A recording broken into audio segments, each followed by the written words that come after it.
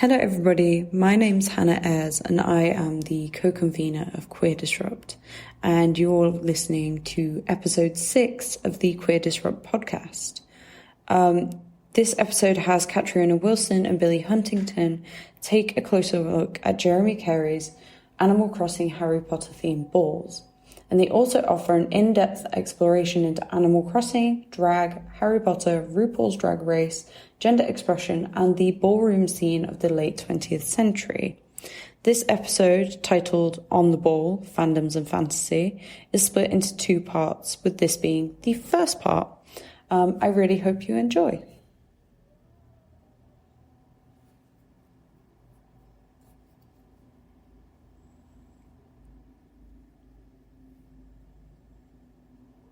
Hello, my name's Catriona Wilson. I am a PhD student at the University of Warwick, working in the History of Art department on Queen Victoria's ageing in the late Victorian period. I also work on queer ekphrasis and queer expression in late Victorian art and art criticism, and I'm a member of the Queer Disrupt committee at Warwick. Today I'm talking to Billy Huntington about Jaremi Carey's Animal Crossing balls, which I'm very excited about because I have never actually played Animal Crossing and I'm deeply confused by it, which is why you're here. Billy Huntington, you want to say hi?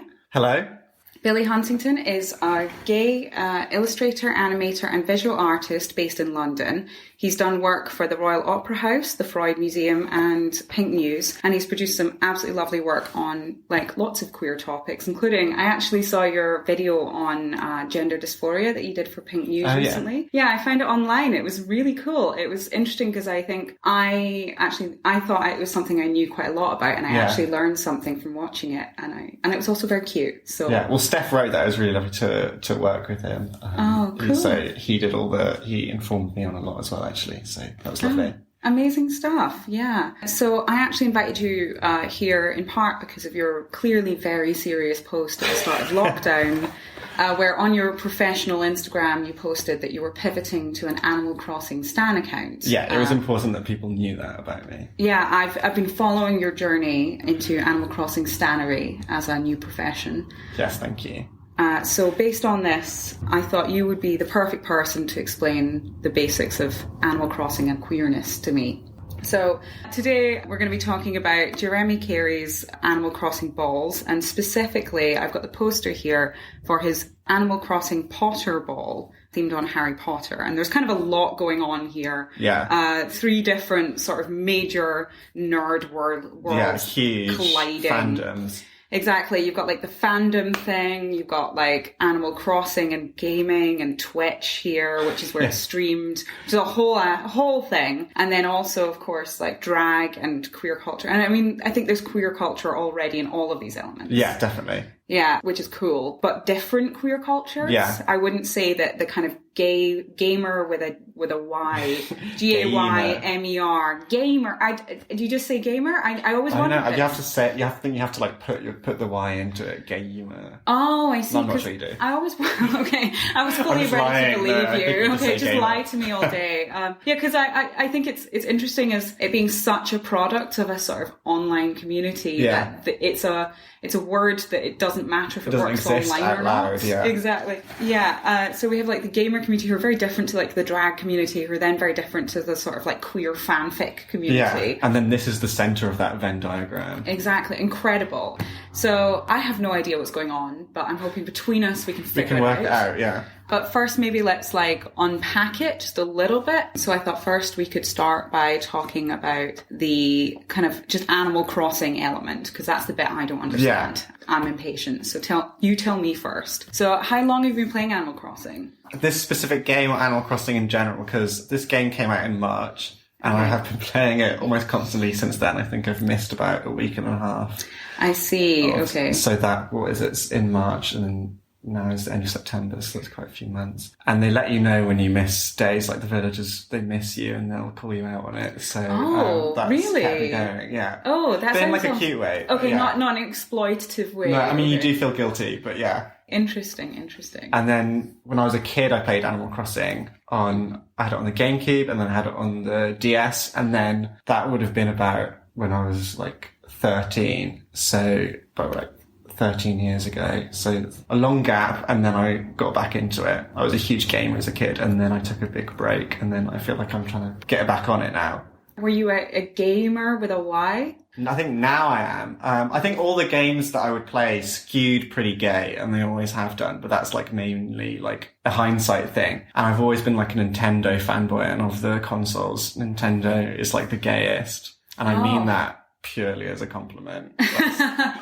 I see, yeah, because I never played games growing up apart from like The Sims at my friend's house. Oh yes, I played The Sims. That's a gay one, I would say. Yeah, I don't know if my parents were trying to keep me straight or something. They were afraid games would like break my brain. But then I went round to my friend's house and played Sims at hers until actually she banned me from playing Sims with her because we made our families on The Sims and I made our mums have sex, which... Yeah. We'll have woohoo. Yeah, sorry, Lauren. She definitely hasn't forgiven you for that. No, I'm so sorry. Yeah, other than that, I was not a gamer at all until about 2 months ago when, before lockdown, I bought an Xbox, which is... Oh, really? Yeah, I think an Xbox 360. Okay, yes. Possibly the straightest console. Yeah. Yeah, but I've only been playing Dragon Age, so... Okay. How gay is that? Would you rate that? It's got some gay stuff, so you can romance people, and they have 4 options. Oh, I think I have heard And it's like 2 bisexuals, 2 straight. Okay, yeah. And I'm like, this is not gay enough. Yeah, need it gayer. In my real life, I like very much spurn queer women, other queer women who are like, I won't date other queer women who have sex with men because, you know, they're dirty or whatever. It's such a terrible stereotype. But in this game specifically, I'm like, I want a lesbian. Yeah.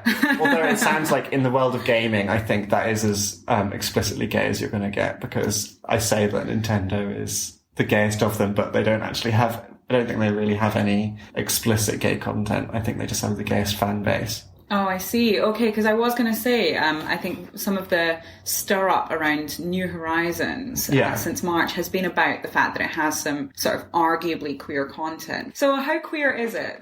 Well, I remember before the game came out, I'd heard that there was going to be a certain amount of sort of like gender neutral options in the sort of character design of the game. But then playing it, they do sort of ask between 2 styles. There's sort of like a masc and femme one. But all the, you know, the different hairstyles you can have, the different faces, the different outfits, those, I'm pretty sure you can wear them or have them no matter who you choose. So, you know, I've done it before where like each day you can go to the wardrobe and like get dressed up with the outfits you've collected and the wigs you've collected. And, you know, you can also change your hairstyle, and there's nothing stopping me from sort of like, you know, having long hair for one day and being very sort of like female, representing, one day, and then like male representing the next. Oh, cool. Yeah. Yeah. So there's a certain like level of creativity, you know, and self-expression. There's room for that. But there's no like explicit sort of like queer content, I would say, because, you know, pronouns aren't, they kind of sidestep that entirely. Oh, I was wondering about that because, of course, as I understand it, in the UK, US English language version of the game, it's pick your style and it's sort of masc and femme icons. But the same screen in the other language versions has a more explicit, like, pick your gender question. Oh, really? Okay. Yeah. So I've seen that on Twitter. Yeah. So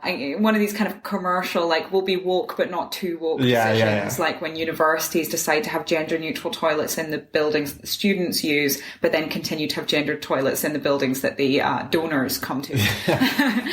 A kind of similar thing of like, oh, okay, we'll make a statement, but like, well, not too much, not if it's going to cost us. Or like when a survey says male, female, prefer not to say, and then it's like, well, actually, I'd love to say, but you haven't given me the option. Yeah. So, you know, but it's nice to know at least that choice at the start is quite arbitrary. So you then get to... Yeah, it doesn't really influence a lot. And like I say, they don't really use pronouns, which, you know, partially could be to sort of like save on a certain amount of coding. Because it's mostly just people talking to you. So there's not a lot of cause for someone to be like talking about you in front of you to hear like a third person pronoun. But yeah, so I think subsequently there is a lot of room for queer fan bases, queer self-representation in the game. Ah, interesting. And I saw also on Twitter there was something about one of the islanders or villagers or like little animal people, Sylvanwood friends of the forest. Things. Yeah. You go ask her about comic books. There's one conversation. Oh, yeah, I saw that. I had that same villager and I've been talking to her almost every day, and she hasn't said the same thing to me. So obviously she's not picking up on my queer vibes. Have you asked her if she likes Carly Rae Jepsen? It doesn't give you that option yet, which I think is a fatal flaw. But yeah, I can't remember the exact thing, but it was saying, I think in a discussion about what books she liked, she mentioned, or TV, it was some sort of romance. Comic book, right? Yeah, comic book. And yeah, it's a explicitly lesbian one, it sounded like. Yeah, or I've seen online conspiracy theories that 2 of the villagers are a queer couple. Yeah, so this one I feel like the case is pretty strong for, but it has a level of like plausible deniability, I think, that, you know, for releasing it in all territories. But basically, you have your like core villagers, and then you get visitors, and like there's sort of like random villagers each day which sort of like ask you to do things or like sell specific wares. And there's one villager who's a chameleon, and he loves to collect bugs, and you collect bugs and you sell them to him, and sometimes you make sculptures of them. And there's another villager who loves fish. You collect fish and sell them to him, and he mentions that if you bring him fish, his partner is the chameleon. And it's kind of like partner, could it be business, could it be romantic? He'll send the fish to his partner, who's an artist, who will make the fish sculptures for you. But I think there is a specific chat dialogue which also reveals that they live together. Oh, okay. You know, people can read into that what they like. I think someone from Nintendo did officially announce that they are business partners, but... of course. You know. Yeah, they're just some sort of like odd Dickensian sort of live upstairs. Yeah, I think they said there's no romance in Animal Crossing, or like no one has any romantic relationships, which then was proven wrong when it was wedding season and they had 2 llamas come for for just a month, and then you could sort of like design their wedding thing, and they were obviously a heterosexual couple. There was a blue llama and a pink llama. Oh Christ, eye roll. Yeah, absolutely. But I think, you know, you can take from that what you want. And in my heart, I know that chameleon and that otter are a gay couple. I see. Okay, so it's that classic queer coding thing. Yeah. It's deliberately there for you to kind of project onto or play with, but it's entirely optional to engage with, and you can kind of play the game as entirely heterosexual if you wish to. Yeah, but you couldn't ignore the heterosexuality, or it's not that, you know, that llama thing. It's not. It was just for a month, and it was kind of like a side thing. So mainly there isn't relationships outside of sort of platonic relationships. I mean, it's a kids game, so it's kind of like true. It is sort of like, you know, child animals, but true. Though I haven't heard of any children playing it. Yeah, that's true as well. But I don't know any children. Oh yeah, now you say that. Most of the people I spend time with are adults. True. Same. Fair point. Yeah, okay. And you're saying that's quite typical of games, though, especially. Would you? Because you said Nintendo is the gayest console, but that's more to do with... I'm just saying that sort of like knowing the fan base, and I can't really speak to why. I think maybe because gaming as a culture skews very like hyper masculine, and I think maybe that's a little bit truer of, I mean, I'm painting in broad strokes, maybe a bit truer of like the Xbox and PlayStation games. And there's nothing like, you know, obviously like the biggest Nintendo property is Mario, and that whole thing is about rescuing a princess. And, you know, you can't get more heteronormative than that. But at the same time, I think the fact that it's a game not about, like, shooting people somehow means that that's the one that maybe LGBT people lean more towards. Yeah, I can see that. I remember once upon a time, I had a very lovely girlfriend who was very into GTA V, as I used to call it. Guitav. An excellent player at Guitav. And yeah, she just went around murdering prostitutes, which made me feel super safe and respected.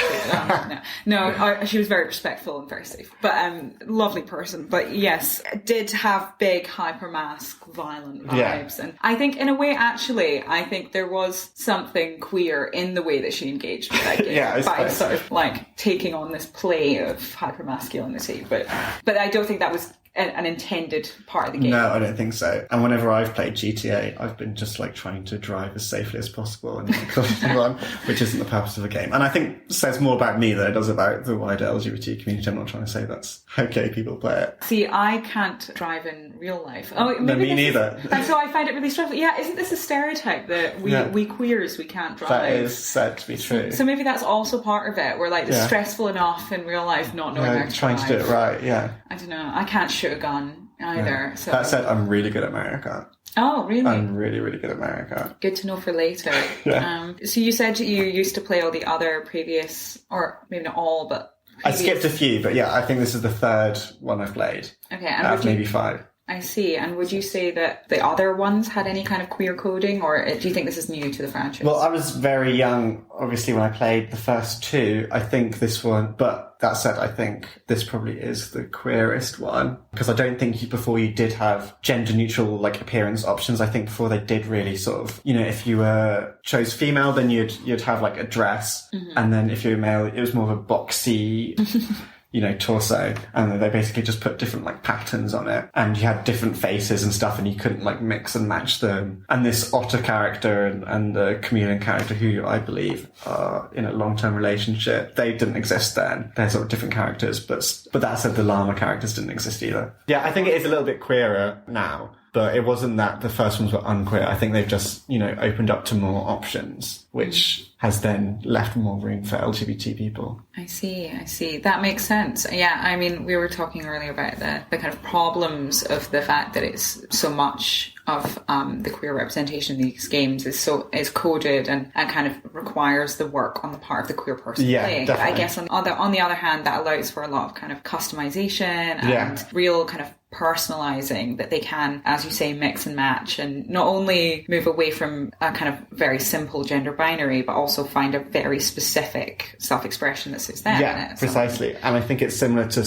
like how I think Sims is a game that a lot of queer people navigate to, and they're both sort of like sandbox sort of games. And it's not like, I don't think the designers were like, I'm going to design something specifically queer, but when you leave things sort of open to people's options, I think that naturally LGBT people are going to gravitate towards that more than like a restricted game where you have to play as a man who kills other men with a gun. I mean, I was thinking about this recently, and I realised that the first time I saw 2 women kiss in media and felt tingly and weird, I remember it because I felt so tingly and weird and confused, and it was this weird brain break moment of like, oh my god, I don't know if I thought that if 2 women tried to kiss, like they would just like miss, or like it was like a kind of like trying to jam two keys into each other and to open a door. Like, I don't know what I thought would go wrong here, because we all have mouths, but I remember the first time I saw 2 women kiss in media, or actually I think at all, was in The Sims 2, when I made my mum and my friend's mum kiss and then have sex. And I think that was a real like a huge moment for me. I was like, oh my god, that can happen, and it maybe it's silly, but like that was important to me. But yeah, I think I had a similar thing with The Sims. I remember sort of like making 2 very good looking male characters and sort of getting them, flirt, now go in the hot tub. Sort of like very important for a lot of queer people's psychosexual development, I reckon. Exactly. But I suppose also maybe there's something quite nice about the fact that in Animal Crossing there's all this like kind of space for like queer representation and queer expression, but also that it's not sexual, and there is, as you say, the developers have said, there's no romantic relationships and there's no kind of sexual stuff in this game, and that kind of creates a real safe space. Because I think, on the other hand, while it's great that queer kids find things that represent them and find spaces in media where they feel reflected in, often that does lead to a sort of kind of premature discovery of kind of sexual things or sexual feeling, or like you kind of see a bit too much too young. There was I could not remember who, but some theorist or something very famously said like, queer is not for boys and girls because you only become queer at adulthood, or something like that. I'm completely ruining it.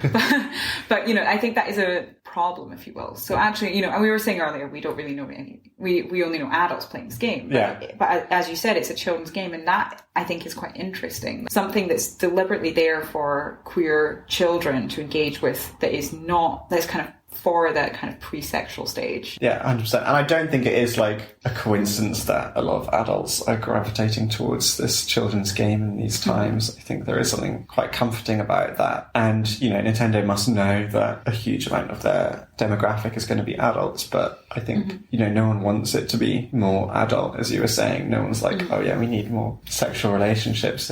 Why can't the llamas bang? Yeah. No. People can do that on their own Twitters and fanfiction. I'm sure there's some horrifying stuff I do not want to see somewhere. 100%. Please don't send it to us. No, do not. Please, nobody email me about that. I do not want to know. I want to believe. I want to believe in the purity of this utopia that I've never seen. seen. Okay, so do you think that based on your own play and what you've seen of others, because of course it's a bit of a social game, right? So would you say that there are ways that people sort of queer Animal Crossing in kind of day-to-day play that aren't kind of designed for? Does that question make sense? I get what you're saying. I think there's sort of like the design of the game is to do what you want to a certain extent. So I think when people queer it, it's not like they're queering it in that they're doing something which wasn't intended, because there wasn't a specific intention. I think the intention was you design your island and you do what you like with it. Does that make sense? Oh, okay. Yeah, I think I get that. So, it's not like within reason, within individual gameplay. Yeah. It wasn't. The game doesn't have relationships, so I'm not sure how much you can do within the game that queers are outside of, the way you dress and the way you look. Maybe put like a fun like rainbow flag on the island and make that the flag of your island. And you can sort of like put your own designs on it. I think a lot of the queerness probably comes from like what you take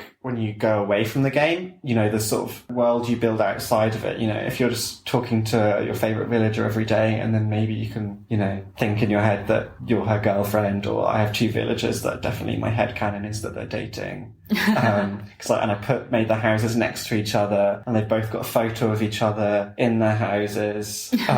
So they're girlfriends. And it's my game and I get to say that. That is incredible. I want to live on your island. How much is rent? That's very sweet. And and I guess that's kind of, as you say, it's not intended, but it's not intended. Yeah, exactly. Right? Yeah. Okay, I see. And I suppose that leads us on quite nicely to like the thing of fandom more generally, the way that queer people engage with media is not just like gaming, but also kind of films and TV. There is, and I think you said it so well, that thing of like the queering existing sort of as you move beyond the media itself and what you take away from it. And so I've chosen the Potter Ball because we're going to have a super fun chat about Harry Potter and queer. I think Harry Potter is a classic example where J.K. Rowling certainly wasn't looking to make a super safe space and community for queer and particularly trans people. I think we can say that quite safely. But they have found a safe space in it, which I think is really interesting. Although now she might claim that she was trying to make a safe space for the LGBs, but I also would argue that if that was her intention, she didn't do it successfully, and the work of that is on the side of the consumer rather than the creator. Yeah, I see what you mean. I restarted Harry Potter 1, whatever it's called, Philosopher's Stone, Harry Potter 1. I restarted the actual book. I already owned a copy, so I didn't pay for it. I want to say now. You don't have to justify yourself to me. But I restarted it because I was, in light of everything, I was kind of interested. And to see how much of that would come through, or if any. Well, I was like, let's see how well this has aged. I was also like, oh God, now I know she's got all these kind of interesting, toxic, awful, I don't know why I'm using the word interesting, this neutral word. No, these toxic, horrible, transphobic views. And also I've seen other critiques about the way that she sort of, these overly stereotypical, racialized characters and things. And so I kind of was going back over to kind of see like how much will I see now as an adult, and also how much was I inculcating as a child. Yes. And when she announced that Dumbledore was gay, and everyone was like, what do you mean Dumbledore's gay? She's definitely invented this afterwards. And I was reading at number 1, I was like, no, she didn't. 100% Dumbledore was always gay. She knew that at the start. But Dumbledore is gay in a Richard Griffiths homophobic cliche, slightly predatory older teacher way, which is not productive representation. But he does have, the partner, Nicholas Flamel, who, oh yes, as we were talking earlier, that wonderful loaded word that is the butt of so many homophobic 90s jokes. And Nicholas Flamel always had a wife. I think it was made pretty clear throughout. Yeah, so it states he has a wife, but it kind of implies that he doesn't spend time with her. I'd never picked up on that aspect before. And there's this weird sort of, if they weren't partners in life, what were they partners in? Because they don't actually do that much together. Yeah. Like they didn't, like Nicholas Flamel made the Philosopher's Stone on his own. He didn't make it with Dumbledore. So there's this kind of, it's deliberately ambiguous as to whether they were work partners, life partners. And he does, as you say, have a wife. But then Dumbledore has all these other sort of queer-coded mannerisms, very kind of eccentric, and he sort of speaks like an aesthete, like an Oscar Wilde character, like a badly written Oscar Wilde character. Sorry, not sorry, JK. There's sort of a bit of queerness in there, but it's not a it's not a necessarily productive one. Yeah, I remember at the time when she said it, you know, I was probably more in defense of her because I know a lot of people were saying, oh, she could have done more, and she definitely could have done. But at the time I was like, wow, you know, it's one of the biggest like children's books in the world, probably the biggest, and it has like a gay character, you know, officially, but not in the book. I can't think of another gay character that's in a children's book. Well, I couldn't then. But the bit that sort of turned me back round on it was when, you know, she said that after she had completed the book. So it was kind of like, oh, you know, there's nothing to be done. I've written the books now. I couldn't put in more even if I wanted to. But then when they've made these prequels, which, you know, take a closer look at Dumbledore's earlier life, and they still refuse to put any explicit, like, queer content in it, that sort of, like, showed me, you know, the true colours of the situation, I think. Oh, yeah, of course. And, you know, she is so involved in those. Yeah, and she's, like, the richest author in history, and, you know, if she put her foot down and wanted that depicted, she could make it happen. I believe that she could make that happen, but obviously she didn't care too much. No. She just wanted to have her cake and eat it, to be able to say, oh, look at me, I'm so woke, I put this gay character in my books, but also I don't have to have any of the consequences of that, like China not showing the film. Oh, yeah. I think that wasn't necessarily there in the first books, because she didn't know how successful they were going to be. But by now, you know, like she, that's as you say, thing, like, you know, she had the opportunity to change her approach and evolve it. And, you know, I was this great defender of her Twitter rants pre-transphobia. What's the dates of this? Because there was some... Yeah, so sort of before, like, early stage retconning, like when the retcons were just Dumbledore's gay and Hermione's black now. Yeah, I was on board with that. I was really on board, and I was really kind of like, there's so many interesting possibilities here of kind of Twitter as this canonical extension of the work and being part of the work, and kind of this a creator participating in that larger world beyond the work thing. And then she sort of started going a bit awful. And sort of trying to map on her very specific political beliefs with this like world that she'd sort of created and given out to the fans. I can't remember if this is exactly true, but I feel like I remember her saying that Dumbledore wouldn't support a boycott of Israel or something like that. Which was such a specific political thing that was so ridiculous. I think that was the point where, you know, it was an eye roll moment where it sort of just let it go. I mean... he doesn't exist, so... No, I mean, it's an incredible fall from grace. I remember when Ed Miliband was leader of the Labour Party, there was a poll that showed that she was more popular as a Labour leader. And she was like, I think something like... Imagine. Yes, they did a poll where they took Ed Miliband and then all the other sort of like possible Labour leader human beings. We're really blurring the lines. I wish politics was fictional. They had all the other sort of candidates. That's the word I was looking for. They had the other kind of valid candidates, and then they put in some control people to help with the numbers, which they always do. Yeah. They have like sort of celebrities or whatever. And they put J.K. Rowling in, and she won. Like, people wanted her for PM, 5 years ago. It's incredible, this fall from grace. But I thought Jaremi Carey, our person in question here, did something really interesting. So they are very involved in cosplay. So as part of their sort of fandom thing, they're quite interesting generally with fandom. It's part of their drag. Yeah, it's become part of their drag, their Twitch streaming, their gaming stuff. It's in a lot of their work. And they did 30 Days of Drag where they did 30 Harry Potter characters about a year or so ago. I don't remember that. And incredible work, really as a side note, and lovely stuff. And there was some great queer coding, and obviously, I mean, it's all queer. You know, drag is always queer. Yeah. In my opinion. There was some great playing with it. But on the 30th day, they did drag as J.K. Rowling. Yeah. I bet she would have loved it. How she would probably see a man dressing up as a woman. Exactly. I don't think she would see that kindly. No, I was being sarcastic. Yeah, I think she would not like it at all. But Jaremi Carey retrospectively posted this wonderful thing where they posted an Instagram thing when all the transphobia stuff came out, saying this is more complicated than just cancelling of the community, and like the fact that this isn't just her thing anymore, and it doesn't just belong to her. But it's not just that it doesn't just belong to her, it's also that she's not the only person who created this anymore, because there's been so much fan work, of which Jaremi Carey has been part. And it's not just that it means a lot to other people. Other people have helped. Other people have built it. World, yeah. Exactly. And so Jaremi Carey ended up deleting only the J.K. Rowling one and then leaving the rest, the character ones, and kind of said, like, you know what, these are not her characters anymore. And there's so much more to them than what she thinks. And so they're not just a product of that, and they can continue existing. And I thought that was really lovely. Yeah. And so, you know, I think it might feel a bit odd to have a sort of Potter-themed drag ball. Yeah. right now. Right now, yeah. But I actually think that if anything, it's a lovely insistence of continuing to queer. Yeah, it's like a reclamation almost. Yeah, a reclamation, a kind of protection of this space, which does mean a lot to queer people and is frequently engaged with through fan fictions, through cosplay, through drag, you know. Yeah. Have you seen, there's this great drag queen called Florida Man, does a lip sync as Voldemort to Dangerous Women. You should definitely check it out. It's amazing. That sounds fantastic.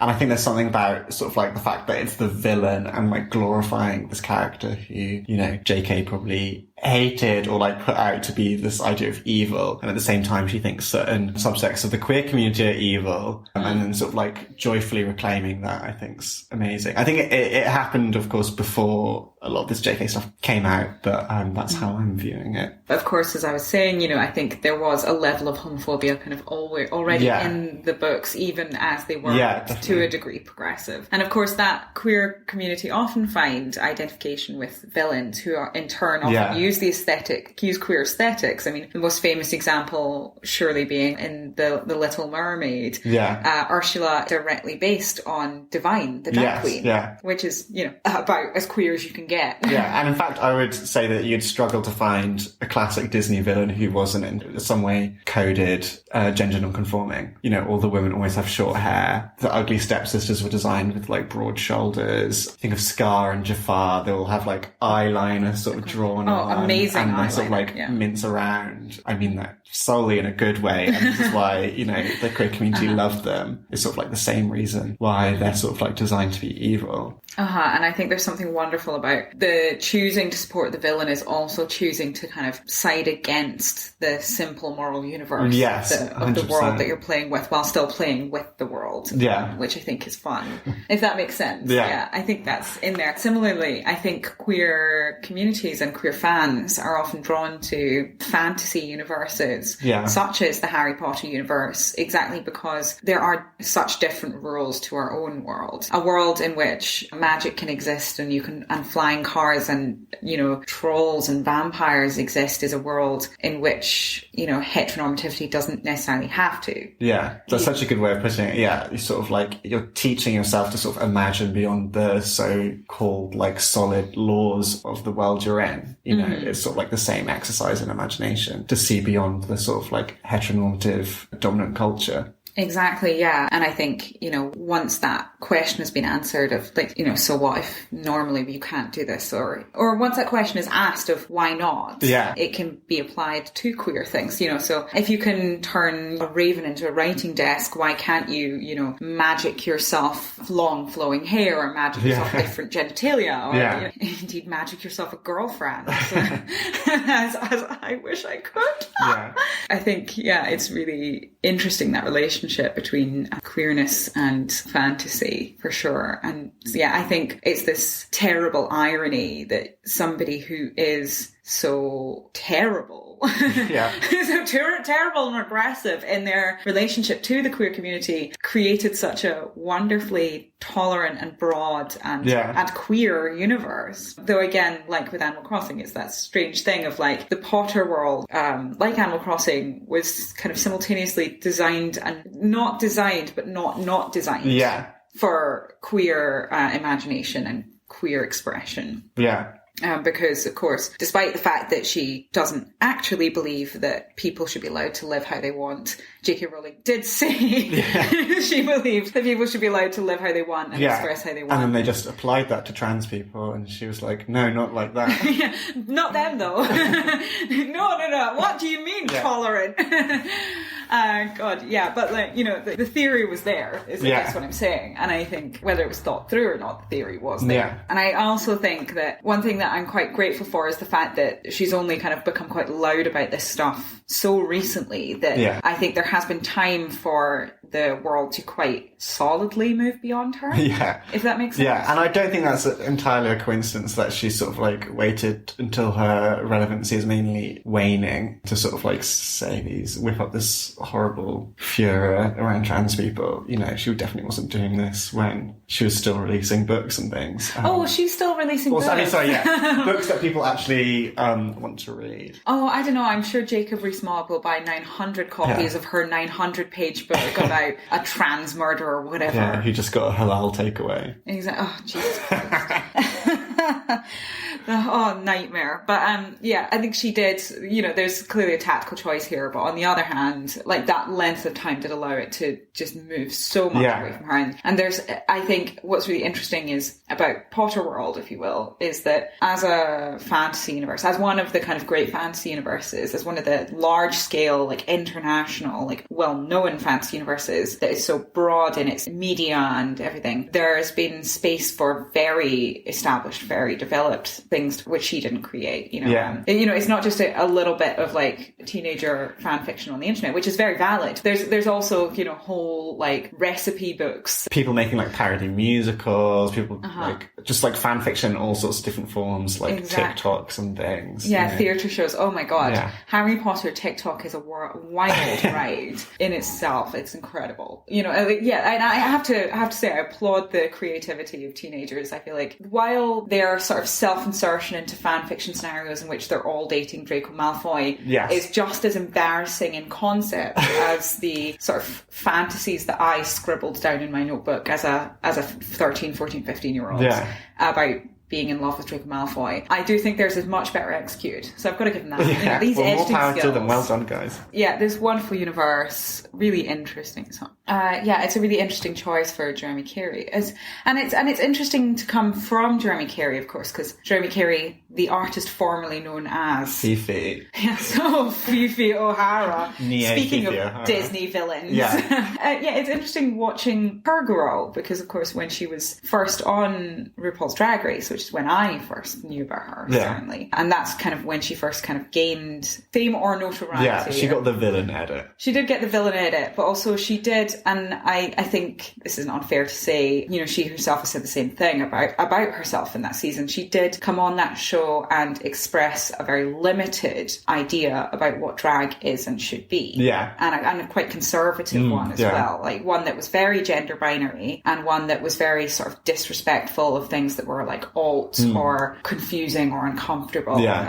Famously telling another contestant, Sharon Needles, who is also also a bit of a villain, really, famously telling Sharon Needles to get back to Party City. Where you belong, Where you belong, yes. Or telling another contestant, Will and Belly, that you shouldn't even be here. Phoebe had some opinions. And they were TV gold, but you know, there was this kind of quite limited expression. But then in All Stars, when Fifi, the character of Fifi O'Hara, who I think has since been retired, returned, she was sort of there to express, you know, her newfound drag of like combining drag with cosplay and things like that. So I think she obviously has learnt her lesson in that regard. She was still made the villain of that series, and I don't know how much is that of the edit or like things that she genuinely actually did say. I think you can take from that what you want. Of course, Fifi O'Hara was in RuPaul's Drag Race season 4, a TV show in which the self-proclaimed first international celebrity model drag queen entrepreneur RuPaul Charles leads a team of judges who allow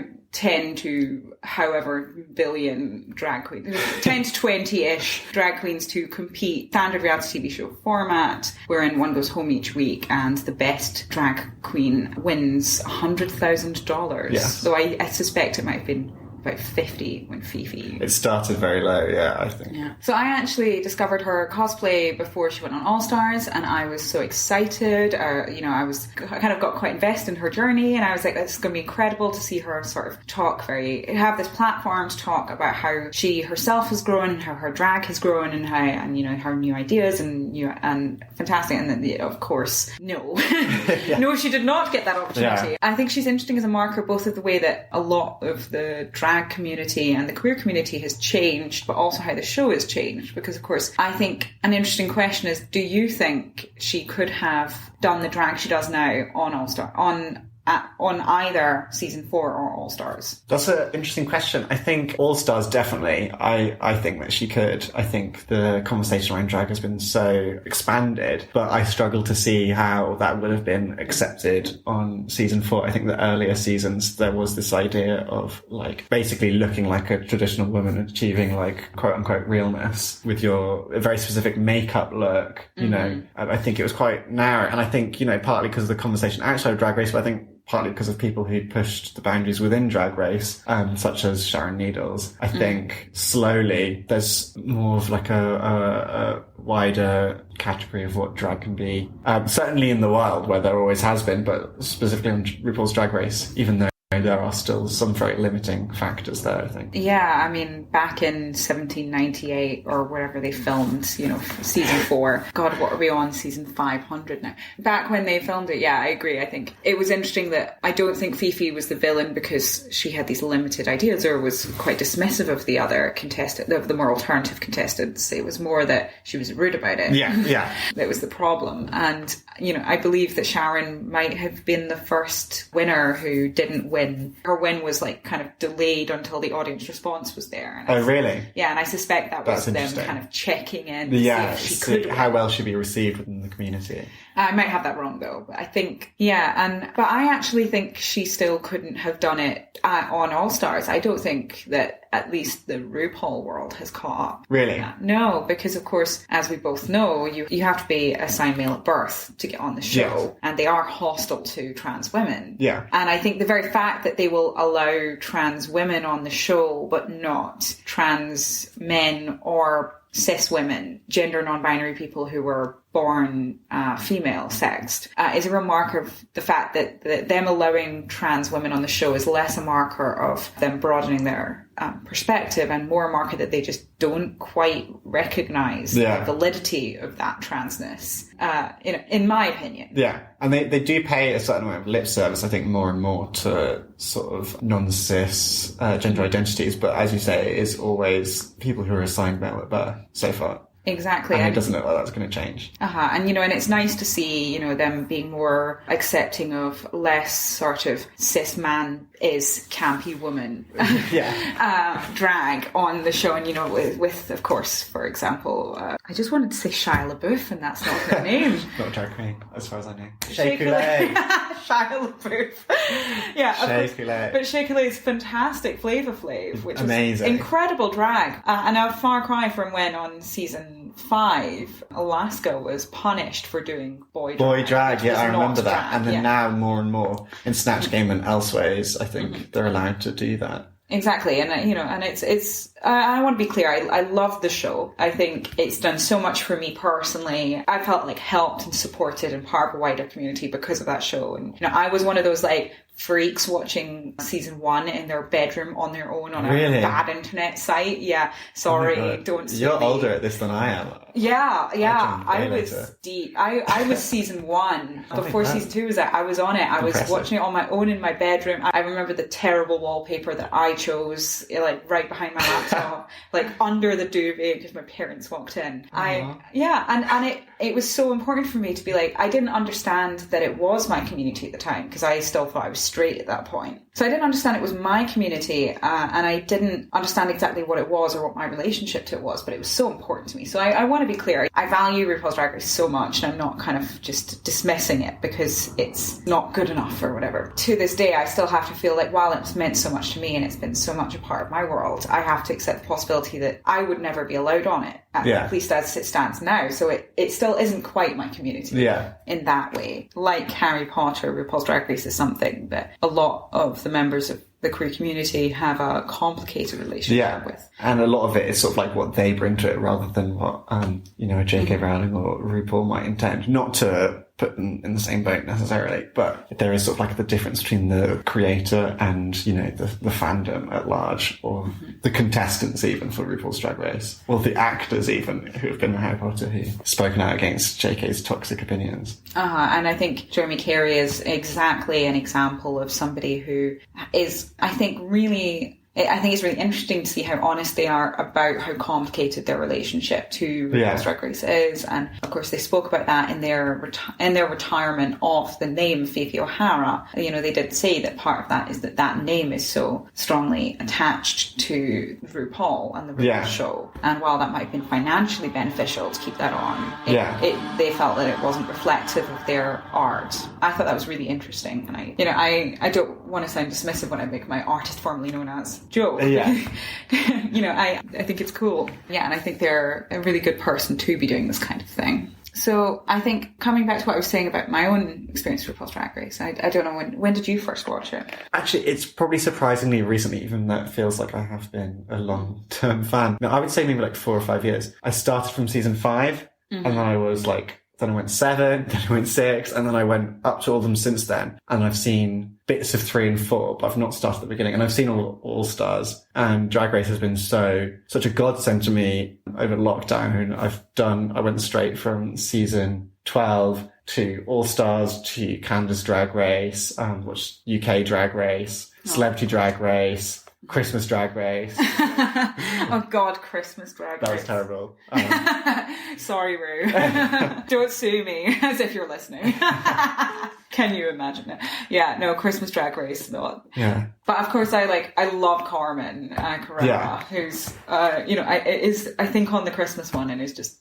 I'm not sure she is. Is she not? I thought she turned against Drag Race. So she did, but she came back for something. Did she come back? Maybe she did come back for the Christmas one. I don't remember. It was just very funny. The Christmas one wasn't particularly memorable in a lot of ways. True, fair. Of course, and a trans person who has gotten into fights with Rue. Yeah. Carmen, I think, takes credit for Rue getting rid of the "you've got she-male" joke, which is very glad to lose. Yeah. Carmen is like a kind of like deep dive fave of the early years. Yeah.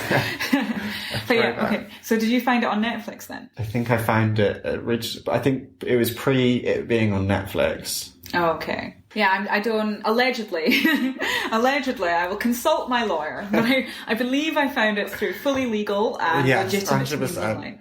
But if anyone does have a legal or non-legal link to Holland's Drag Race, please send it to me, because I've been struggling to find one. I haven't seen Holland's yet, but I do want to watch it. Because Canada's you can watch on iPlayer, and UK you can watch on iPlayer. They want you to pay through World of Wonder, which I'm not willing to do. Oh, but support artists. Yeah, I probably should. Sorry about it. Right. Pay your TV license. Pay for your art. I won't tell you what to do. What was I saying? My point is, so we both found it through the internet, right? And I think one of the things that's incredible about RuPaul's Drag Race, and one of the reasons that I think it could only happen now, is because of the internet. Even though it's not the most obvious internet-y thing.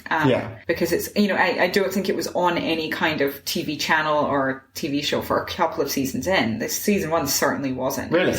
It was online only. And I think the fandom has grown primarily online. And now, I have like lots of friends who I talk in person with, including you, about, less so with lockdown, but I can talk to you in person and be like, oh my God, did you see lesson? Yeah, and RuPaul just won another Emmy. I think it's safe to say that it is like, it's the establishment now. Exactly. It's the establishment, and it's well out of into our grandparents can't avoid it anymore. It's off the internet. But it started out there, and I think it grew. It's like success grew there, and it's very much a product of the internet and internet generations and the internet world, if you will, the digital sphere. One thing I think is really interesting is that I personally believe, and I'm sure you'll agree with this, that the internet has created a whole host of new opportunities for queer art and artists, and also queer fans, to create communities and create fandoms and create and kind of have these moments of connection. And I think it's interesting that is happening at the lowest level of Twitter memes that get one like, all the way to one of the biggest shows on television, and the biggest queer show on television. This is all just like internet developing. So you're of course a visual artiste. Yes. Of many miscellaneous so, forms. yes. Would you say that and of course your work is primarily sort of, is it fair to say digital or? Yeah, I would say so. Well, I have like different practices. I think most of the stuff I get paid for is digital. We can say that. Mm-hmm. But I do like to do some analog stuff in my own time. Oh, okay. Would you say that you find it easier to kind of find queer audiences or share art that's digital or shared in the digital sphere? Yes, certainly, yes. I think everything I share is shared digitally, actually, thinking about it. I've yet to show anything in the physical space outside of university. Oh, that's incredibly interesting, because I think a kind of old conservative idea of sort of success for an artist, and I'm not saying this rudely, is this idea of like, it's like where you've shown and how much you've shown, and of course you're purely in the digital space. Then. And that's changing. And I think that's more, the idea of the old high art or like fine art needs to be shown in person, blah, blah, blah. Mm-hmm. And when there's sort of like obviously a breadth of artistic practices which can, stretch to Animal Crossing fan art on my Instagram Explore page. Actually, my Instagram Explore page is entirely Animal Crossing memes and Drag Race memes. So this is perfect conversation for me. I was just asking you about your art being digital, and because I would consider you a successful artist. I mean, Thank you. I'm glad someone does. But I might not always. I mean, how many people, even if it's more commercial work, the fact is that if you're, making I'm making a level, making doing creative things, then that's that's incredible. That is success. I mean, thank you. And also to say, you don't need to be making a living. This is a limited way of measuring success as an artist. I recognise. But you are somebody who's making a living off your art, who's been practicing solidly, has recognition from like a range of people. We've already done your CV. You don't have to do that again. Google him; he's great. Thank you. You are somebody who's successful as an artist, I think, and so it's interesting to hear you talk about it being an online. Yeah, I think so much of like also how people find jobs now, I think, is like through Instagram and things like that. A lot of it's online, but not to say that everything has to be successful online. I think there's also room for people, these really niche Animal Crossing pages online, which, like you say, might have like a couple of likes, but you're still finding people who are like really into the same really niche thing that you are. And like, in fact, that like we spoke about the Venn diagram earlier, when it's three very specific fandoms coming together for this one online event. And where else could you do that but online, to find people because you have to find someone who's into drag, specifically Jaremi, Carey, Animal Crossing and Harry Potter. In the real world, you might struggle to find some quote-unquote real world. You might struggle to find people to come to that if it was an in-real-life event. Certainly outside of a city, you wouldn't be able to do it. So it's so wonderful that this can be like an international event. Recently, I watched a Twitch drag show that was called the Crystal Thems. I don't know if you know Steven Universe. No. This might be a bit of a tangent. It's a wonderfully queer Cartoon Network show. Oh, I've heard of it. Yes. Yeah, and then so obviously a lot of the fan base is queer. Naturally, they kind of came together in this beautiful marriage of like cosplay and drag, of like people dressing up as these cartoon characters and then lip syncing to songs online. It was really wonderful. Oh, that sounds great. Yeah, I saw advertised, I'm sure it'll be cancelled with COVID, but I saw advertised a Buffy the Vampire Slayer night, another kind of classic of the queers, somewhere in London, a bar somewhere. Yeah, it looked really cool. As you say, that's not even that niche, and that still needs like, that's not in the O2. Yeah, exactly. Yeah, it's not even probably in a gay bar. Well, because also I say those three things, you also have to be queer as well. That's also one of the Venn diagram circles. So things that were once considered really niche, if they didn't even show RuPaul's Drag Race on a TV channel, now have been able to become these huge properties. Yeah, that makes sense. But do you think there are other benefits for queer artists and for queer art to being in the digital space as opposed to kind of the physical world, the analog world, other than just being able to find incredibly niche community members? One thing I thought about, which actually we'll circle back to, but maybe one of the great things about being queer in Animal Crossing is being not limited by your physical body. There's oh yes, yeah. So when you dress up, there's only so you have to work with your body. When I do drag, I have this problem that I'm a rather fuller figure, a feminine fuller figure. Quote unquote problem, I think, Yeah, quote unquote problem. Okay, yeah.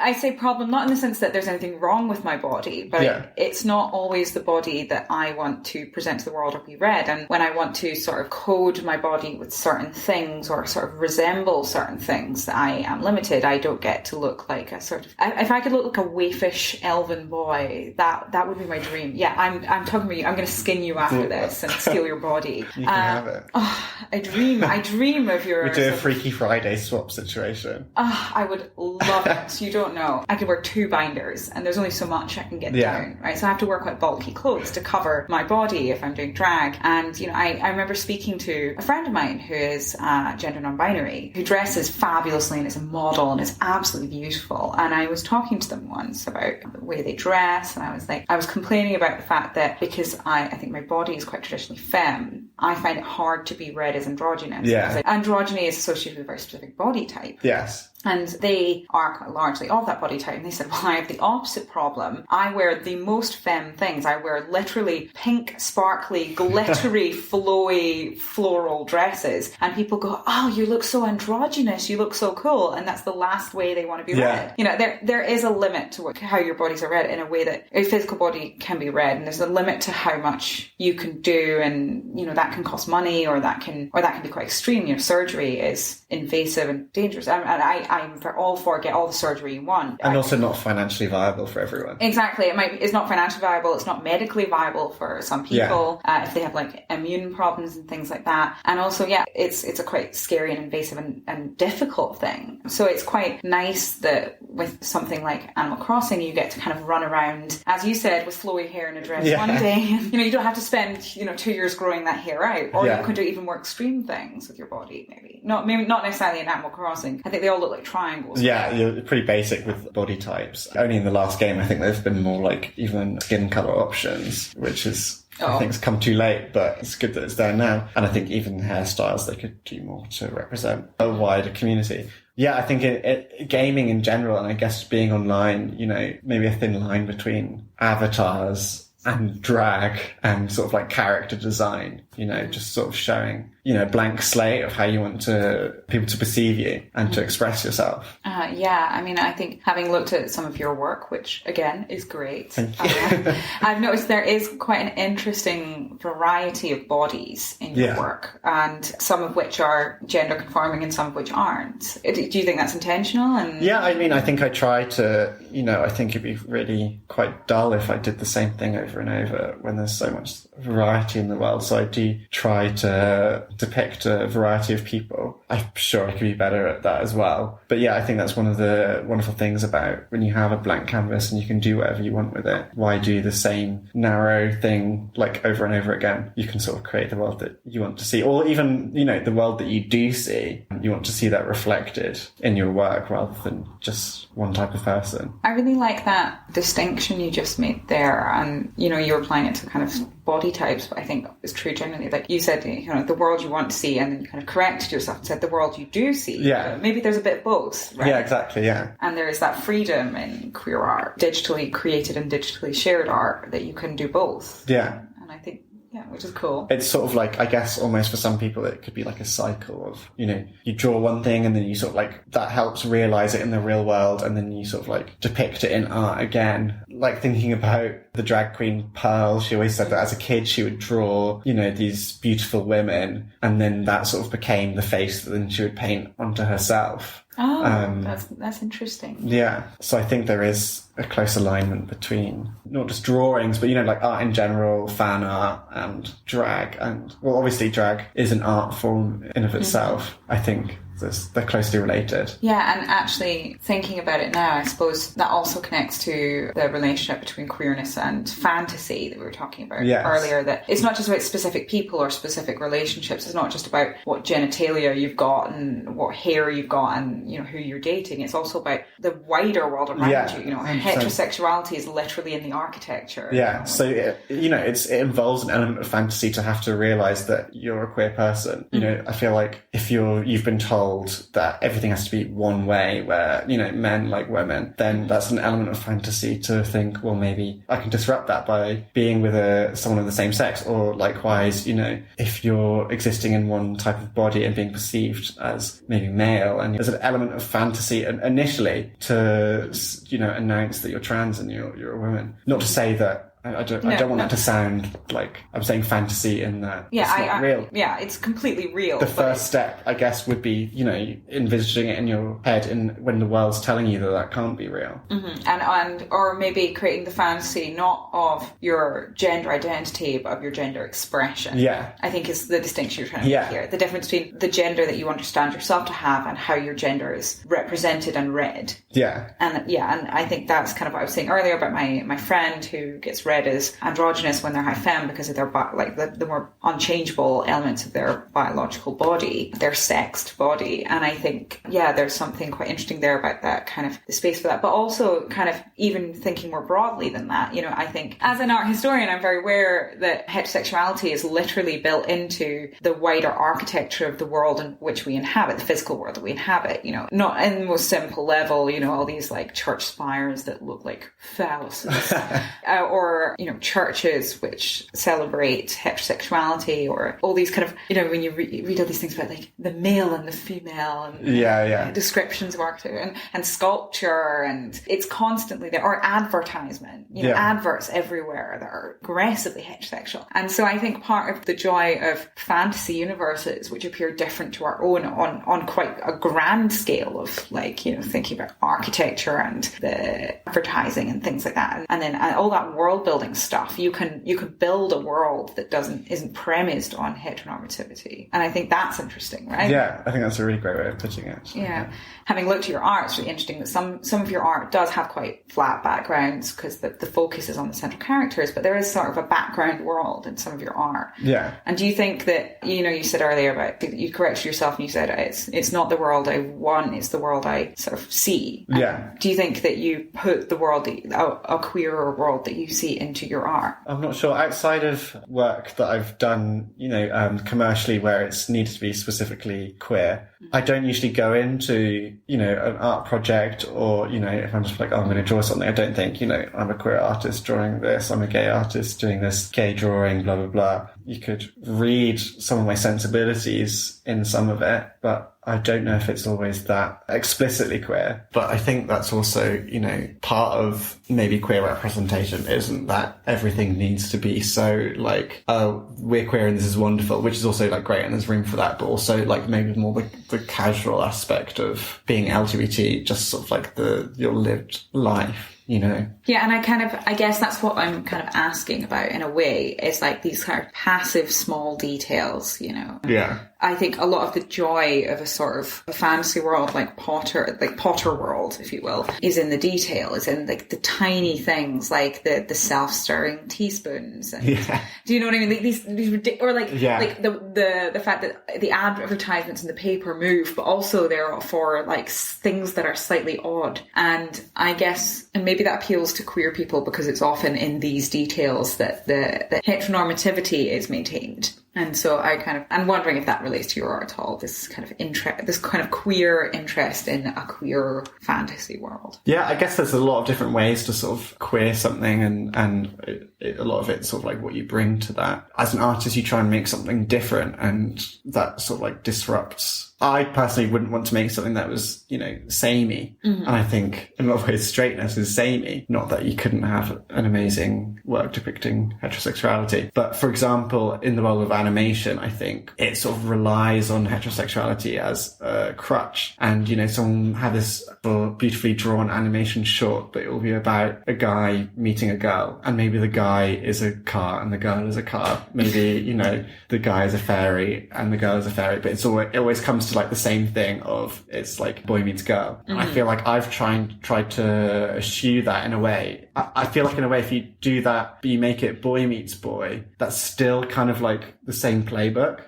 For me, not that there's anything wrong with it, but I think to eschew it entirely is sort of like a fun way of saying like, well, how can we do this differently rather than just reflecting it in a gay way? Oh, that's really interesting. Yeah, I see what you mean about not just thinking about queering at the most simple level of like having a non-heterosexual partnership, but also having representing like queered relationship structures and queer norms. And queer community, I guess, and things like that. Yeah, like I suppose as an example, if you were to imagine a gay version of Harry Potter, an interesting question would be, would you make Ginny a boy and then, job done? Or would there be sort of like a deeper level of queering structures within that? And how would you do that? I think that's quite fun to think about. Agreed, yeah. Of course, because I think queer relationships aren't just straight relationships, except one of them's a boy, or one of them's a girl, or by default they're both boys or both girls. Yeah. That is an interesting thing to think about. Thank you for listening to this month's Queer Disrupt podcast. For more podcasts, check out our Spotify, Spreaker and Apple Music account. We also have a YouTube account at Queer Disrupt, so please like and subscribe there. We have Twitter and Facebook, both at Queer Disrupt, so please give us a follow. And finally, our website is queerdisrupt.com, where you can stay up to date on all of our upcoming events and see what else we have to offer.